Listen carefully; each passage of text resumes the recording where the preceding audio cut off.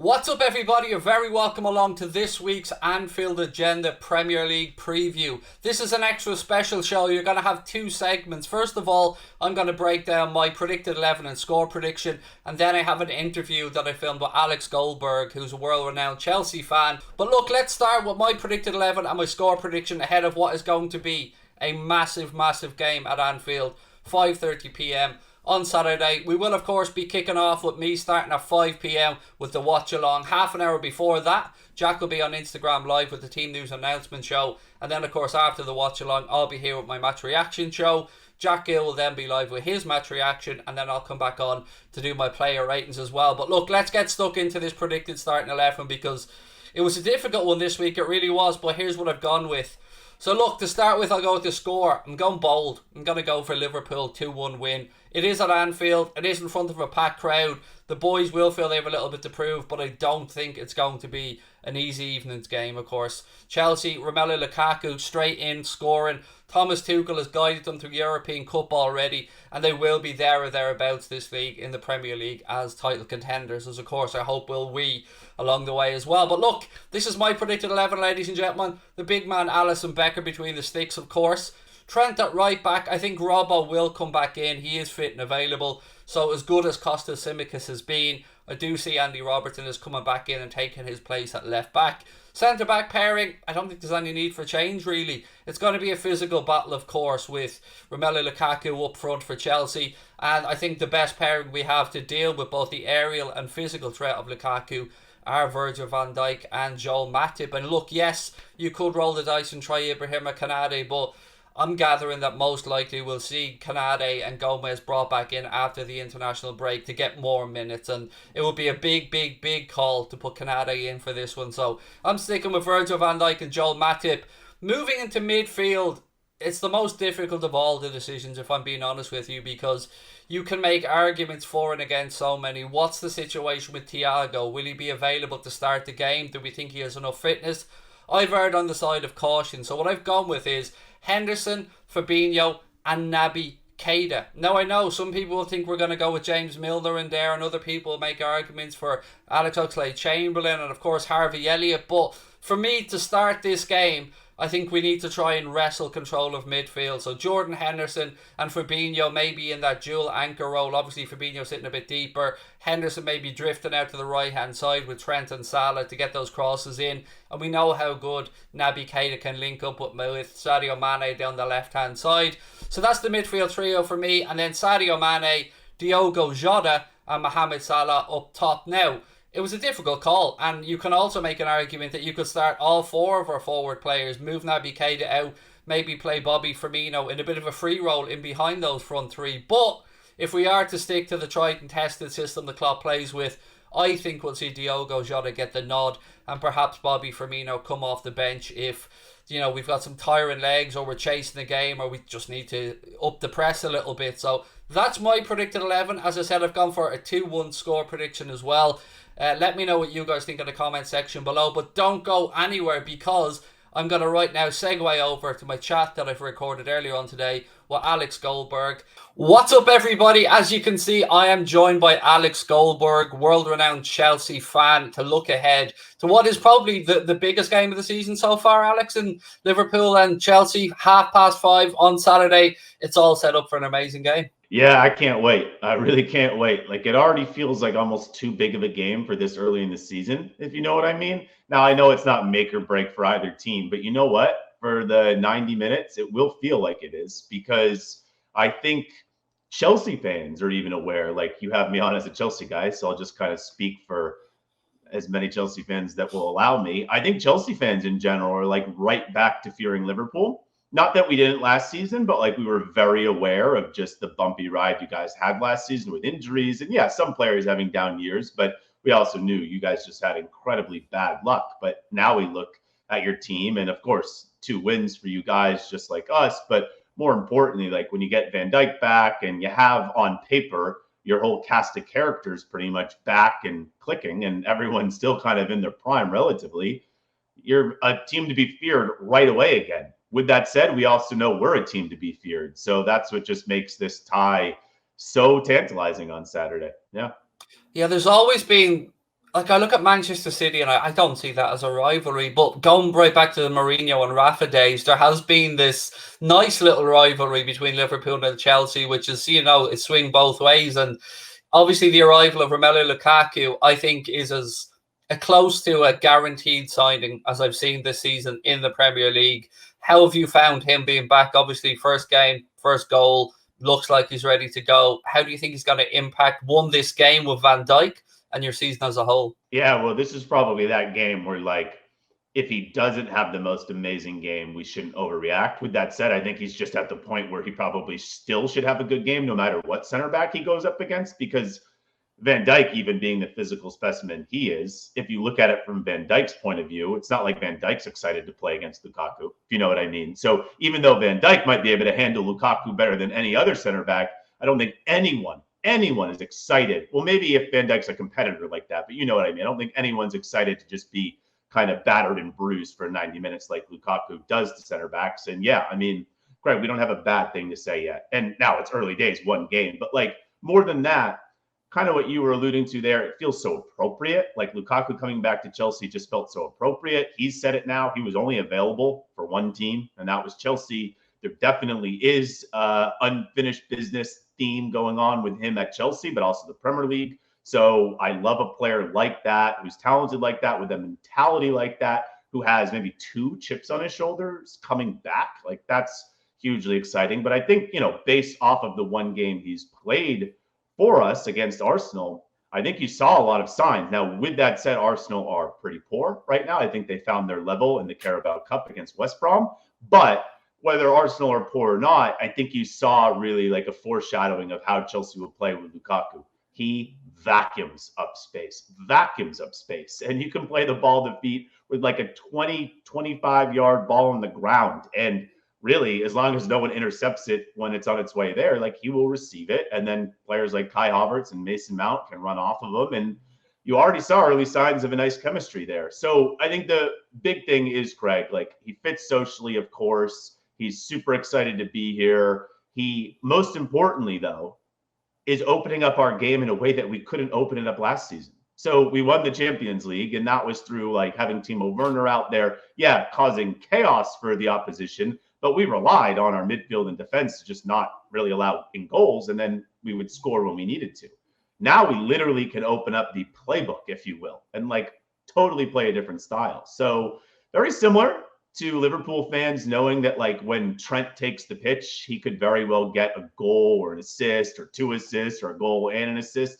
We now feel like, in a different formation, of course, but we now feel like, wow, Lukaku opens up Reece James even being an attacker. And if you watch that game against Arsenal, like because he vacuums up so much space, Lukaku, then at least one of the wing backs, and we have really good attacking wing backs in general, like you guys, at least one of the wing backs can be part of the attack. So yeah, I mean, we're super excited for Lukaku, Kai Havertz, Mason Mount, Reece James, and more. So we're buzzing. I mean, early days, it's the honeymoon phase, but Craig, something tells me it's going to be a honeymoon phase for a while.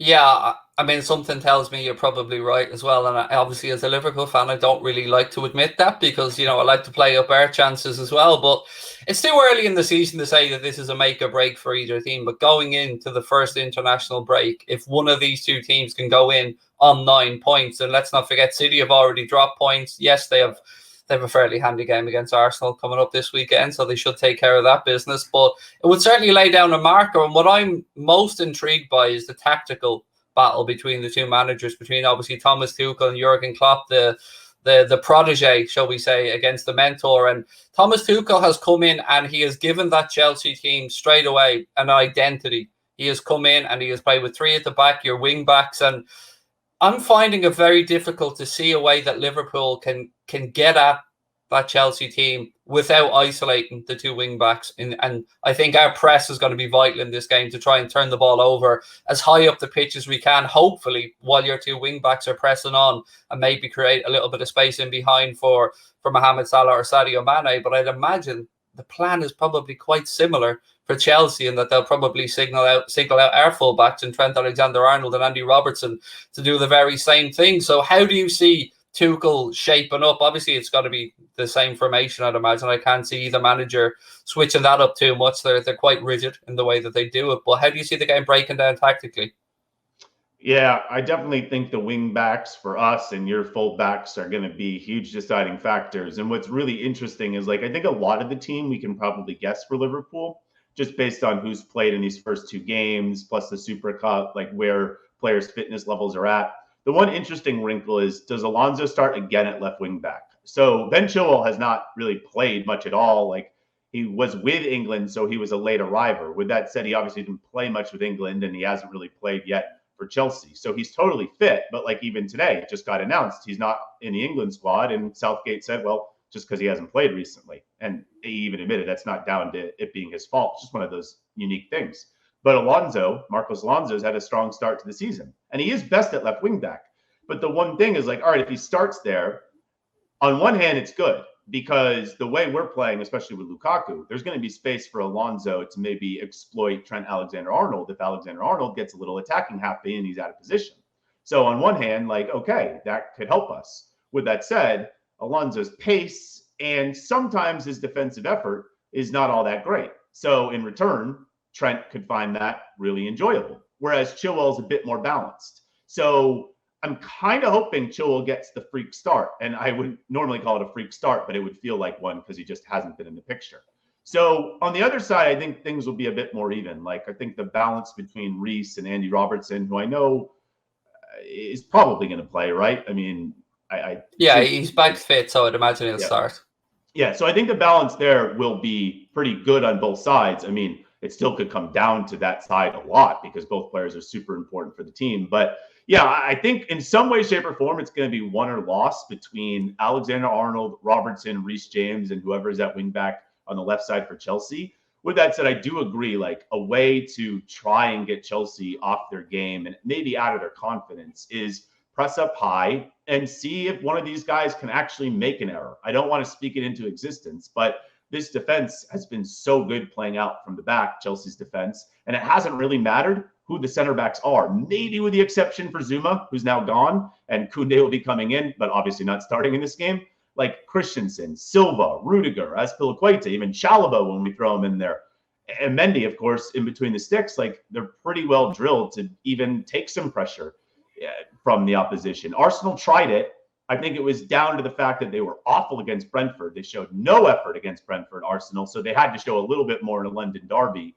But yeah, then it wasn't consistent. So I think with Mane and Salah, and I assume Jota, like, press us up high and see what happens. And also try and get into Jorginho's body because, listen, Jorginho is on top of the world right now. He's absolutely on top of the world. Like, he's winning everything. He's performing really well. But he is down, Craig, for that game every once in a while where if you pressure him and you get two in his face, he will turn it over and he will expose the ball. And perhaps, especially with some of your attackers, you can go on a very favorable counter. So, yeah, I would just say try and get us to lose the ball. I know it sounds not much like a hot take, but try and put that pressure on early, because if we can get it into the middle of the pitch where Lukaku's now posting up, I know you have Van Dijk and Matip, you have very big center backs, but still, you don't want to get us in that spot where Lukaku now is just waiting for the ball. Yeah, it's so fascinating. We could pick so many duels ahead of this game, so many battles on the pitch. But one thing that I want to speak about that I think will benefit us massively this season, maybe more than others, is having a full stadium back. I think this game taking place at 5:30 on a Saturday evening, I think it's going to be a raucous atmosphere, and I'm very intrigued to see how both sets of players go about their job. It's going to push you for a prediction before I go back over a couple of other things. So I normally hate to predict draws, but I'm going to go with a draw, and I'm going to say it's going to be 1-1. So maybe not the most exciting game, but, you know, I'm not saying it's going to get to a point where both managers play for the draw, but I do think that, especially because it's early on in the season, I've heard all the best managers in every sport always say, especially early on in the season, your season's not won or lost with draws, but it can be won or lost with maybe pushing a bit extra and then losing. So all games are created equal, yes, but especially for like that mental aspect that you spoke about a little while ago about going into an international break on 9 points could be a huge confidence booster, and it could be a great way to kind of formally enter the season. I think both managers are really not going to want to walk into this international break with a loss. So of course they won't. I get it. And I know the managers think highly enough of themselves and their team that a loss is not going to break them, even if they head into an international break with it.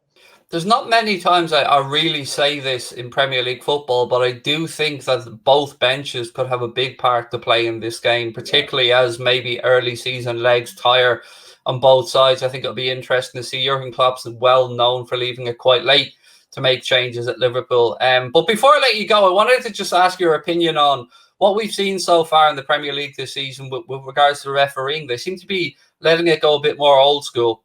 We've seen Jurgen Klopp be a bit vocal about it. We've seen Sean Dyche defend it. We've seen Solskjaer speak about it. I just wanted to get your take, because from my perspective, I don't mind it. I've got to say, I don't mind a bit of argy-bargy. I don't mind a bit of more physicality in the game, and I've quite enjoyed seeing the flow a bit more, but I'd love your take on it. We both love Mark Goldberg, so I have no problem saying this because, of course, I would say this to him, and I actually did on Twitter. Not sure if you saw it or not, but Manchester United conceded against Southampton right before they conceded. It was, I don't know, a questionable foul on Bruno Fernandes, and it wasn't called. And Mark said it was a clear foul. And I can just hear Mark, if that was turned around, if it was called, saying game's gone.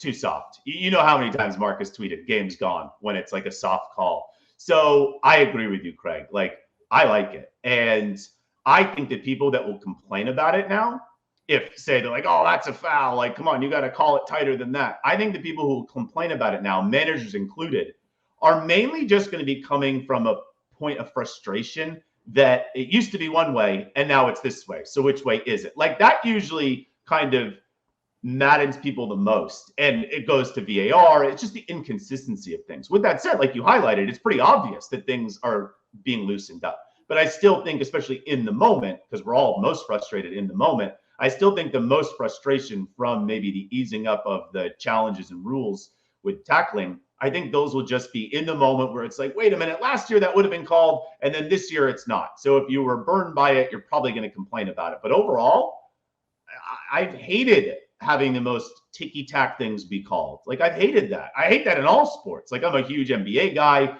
Michael Jordan would always say, like, hey, I could score 50 nowadays because you touch a player in the NBA, it's a foul. The NFL, I mean, every year it's made more designs so quarterbacks can throw for 500 yards. Like, it's made for the attackers. And I kind of miss, like, the old bruteness of being able to just smash players and having it not be called. And, like, this game, this is as authentic as it gets. Like, it's as historical as it gets. And yeah, it's the Premier League. Come on, it's the Premier League. Like, you should be able to put in, as long as it's not a dirty challenge, you should be able to put in a challenge if you get ball and not have to worry about it. So yeah, I've liked it early days. Like, I have liked it. And you're right, some of these tackles have been a lot more old school, and referees are keeping their whistles in their pockets. And like I said, I think the people who will have a problem with it are the people that are burned by it. Yeah, I agree totally to everything you've said. And my mind immediately went to a goal we conceded against Manchester United a few years back, where we believed one of our players was fouled. United then went to counter-attack and scored. Before I let you go, man, where can people find you? What have you got coming up? I know you're terribly busy at the minute, obviously, with so much transfer activity, the transfer window coming to a close, and your regular content. So what have you got coming up? Yeah, so right now I'm literally like just taking a little bit of chunk out of my day to do this with you, which is actually really nice. Like, it's a nice refresher for me. But the rest of my day is Jules Koundé all day. I mean, I'm trying to get people on who, of course, know about Koundé quite well, but someone with a French perspective because Koundé's French, and then a La Liga perspective because he was at Sevilla, and a Chelsea perspective. So this is what I do when players come to Chelsea. I do these big player specials.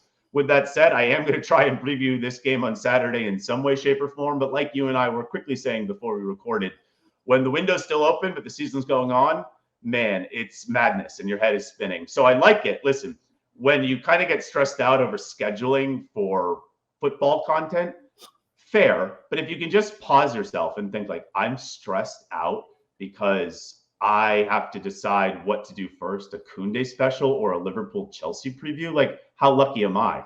So like, if I just take that into consideration throughout today, I have my coffee with me, I check in with my wife and son, I'll be fine. So yeah. Check me out on Twitter, Alex Goldberg _. But yeah, my podcast is called The Byline.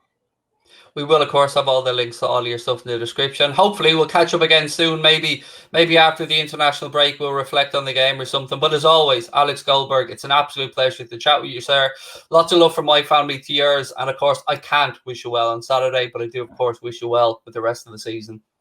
Yeah, thank you. I can't wish you well either for the game, but everything else, absolutely. And it really is awkward that I like a Liverpool fan so much. So thank you so much, Craig. Honestly, it's a pleasure being on. And of course, I like more Liverpool fans than just you. But really, you do it quite well here. I know you obviously have your hardcore fandom, but you're objective when it matters. So yeah, you're a top guy and top creator.